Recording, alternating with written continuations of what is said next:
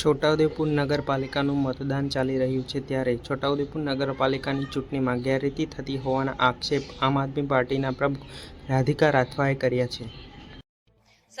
સમગ્ર મામલો એ હતો, અમે routine ward to ward check કરતા હતા, અમારા ઉમેદવારોને મળતા હતા.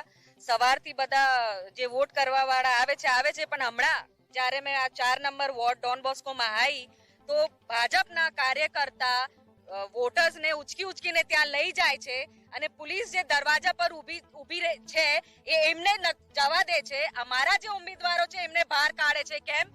એટલે તમે શું કરવા માંગો છો?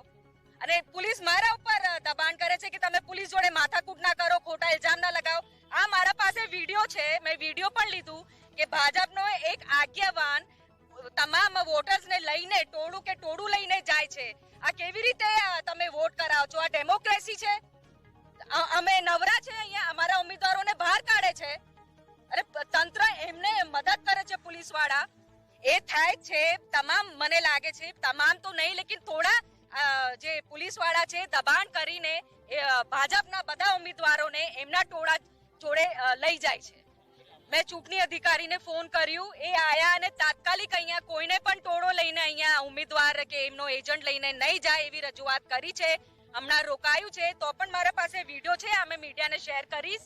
અમે જેવી રીતે કાઢવા લાગી તો એને બહાર કાઢ્યો, અધરવાઇઝ એને અંદર જવા દેતા હતા. અને ત્યાંથી સ્કૂટી આવી તો સ્કૂટી વાળો કોઈ ભાજપનો આગેવાનો હતો, પોલીસ વાળાને કહેતો હતો કે અંદર જવા દો, પણ મેં જેવી રીતે વિડીયો લેવા લાગી એ લોકો સ્કૂટી પરથી ભાગી ગયા.